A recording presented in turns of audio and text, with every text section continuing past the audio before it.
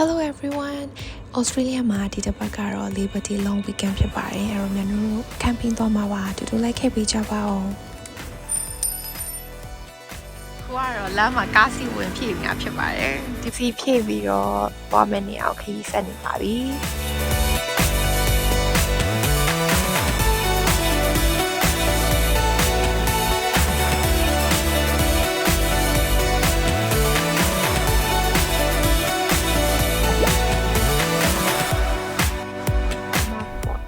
ခါပါကနေပြီးတော့ဒီတဲ့စင်လာတော့ဆိုင်နံပါတ်100မှာတဲမှာဖြစ်ပါတယ်အခုတော့ကိုစိုက်တွေကိုရိုက်နေပြီဖြစ်ပါတယ်ထန့်စင်ပါမယ်ခဏနေလို့ရှိရင်နော်နေရပါပြီစောရနေကအရေးမရှိဘူးနေပူလို့အခုတက်ပြအရေးရှိတဲ့နေရာပြောင်းလာရပေါ့နော်အခုတော့ထန့်စင်တော့မှာဖြစ်ပါတယ်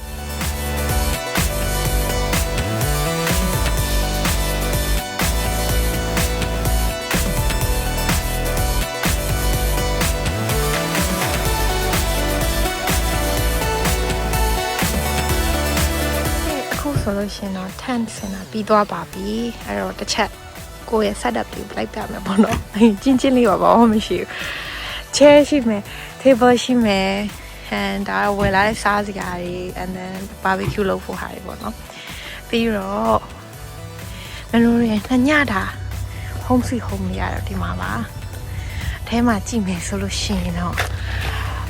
mattress နဲ့ဆောင်းနဲ့ pillow နဲ့ထည့်ထားပြီးပေါ့နော်ဒါတော့ camp ရဲ့ amenities တွေရှိနေရပေါ့နော်။နောက်မှာ camp kitchen ရှိရယ်။ပြီးတော့ pool ရှိရယ်။ပြီးတော့ဒီဘက်ကတော့ residential တို့ဒီမှာ permanent အနေနဲ့လည်းနေလို့ရတယ်ပေါ့နော်။အဲ့လို permanent နေခြင်းနဲ့လို့ရ residential area ရဲ့ဒီဘက်မှာပြီးတော့ဒီဘက်မှာတော့ shower and toilet တွေပါ camp kitchen လိုက်ပြမယ်နော်။ဒါကတော့ barbecue area ပါ။ခွိုင်းမလို့ဒီတိုင်းအကုန်လုံးလို့ရတယ်ပြီးဒါ private camp ground မလို့လားမသိတော့တော့စုံနေလို့ပဲပြောရမယ်နော်ဒီမှာ bookshelf ရှိတယ်ပြီးလို့ရှိရင်ဒီ fridge ထားထားပြီး toaster ရှိတယ် microwave ရှိတယ်ပြီးတော့ဒီမှာ oven နဲ့ stove တွေရှိတယ်ဒါတော့ camp ရဲ့အနေထားပေါ့နော်ဒါမျိုးတို့ထန်ကိုသွားတဲ့လမ်းမှာတွေ့ရတဲ့ camp site တွေပါဒီကသူတို့အဲ့လိုမျိုး caravan နဲ့လာတဲ့ခါနေရများတယ်သူတို့မျိုး slab လောင်းထားပြီးပေါ့နော်ကျွန်တော်တို့ကတော့ power site ဒီဘက်မှာတော့ unpowered site ပါ unpowered ဆိုတော့မီးမရဘူးပေါ့နော်အရင်ကျွန်တော်တို့လည်းမီးမရှိတဲ့ site မှာနေဘူးတယ်နည်းနည်းတော့ဒုက္ခရောက်တာပေါ့နော်ဖုန်းအားသွင်းကျင်တာတို့မီးလို့ချင်းညဘက်မီးလို့ချင်းတဲ့ခါတော့ပါဒါကြောင့်ဒီခါတော့power ရှိတဲ့ site ကိုပဲရွေးထားပါတယ်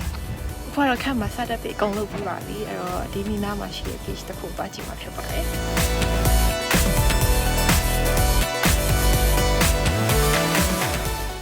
ပိုက်စာလို့လမ်းမှာ fish and chips တွေဝင်ဝယ်တာပါအခုကတော့ fish and chips ဆိုင်နာနဲ့နီးရဲ့ beach လေးတေးသေးလေးတစ်ခုရောက်လာတာပေါ့သူက beach လည်းဟုတ်တယ် jetty လည်းဟုတ်တယ်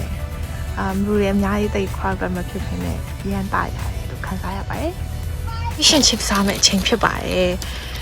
beach နာလာဆို fish and chips စားတာတော့ must ပဲပေါ့နော်ဆိုင်မှာသူ့ဟာမှုေးနေရပဲperfectly golden brown ပါဘယ်လောက်ပြ49လား48လားမသိ42မဆိုးပါဘူးအော်ဝိုင်းပါဦးစော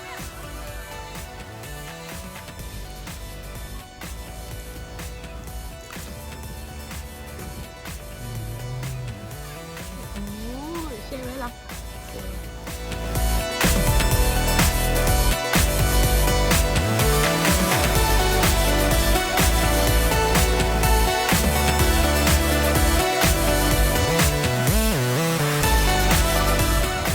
short my beach ကိုရောက်လာပါပြီဒီ beach မှာကဒီလိုမျိုးသူများရငားလေးတွေလာမျှကြတယ်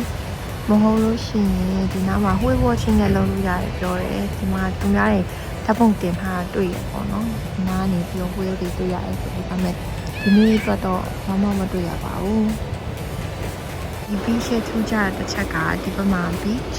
ဟိုဘက်မှာကကြတော့ creek ဒီမှာကရလေးပေါ့နော်အခုဆိုတော့လဲလို့ပတ်လို့အပြီးမှာစားဖို့တောက်ဖို့အတွက် barbecue စားဖို့အတွက်မီးမွေးဖို့ပြင်နေပါတယ်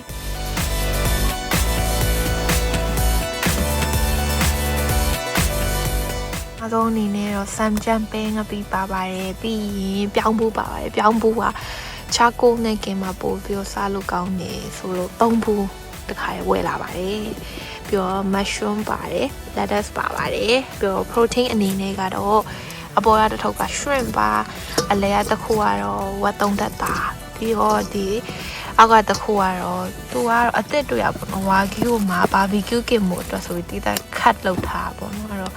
အဲ့ဟာပါတယ်ပြီးလို့ရှိရင် ribs marinated လုပ်ထားတာပါပါတယ်ရှင်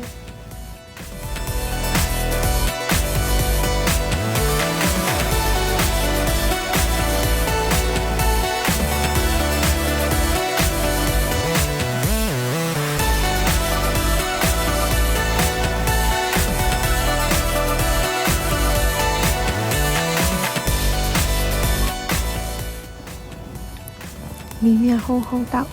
မီးလုံနေကြပါလေမီးလေးလုံပြီးလို့ရှိရင်မျက်နှာတက်တော့တိုင်ပင်အိတ်တော့မှာပေါ့နော်အဲ့တော့ everyone good night ပါ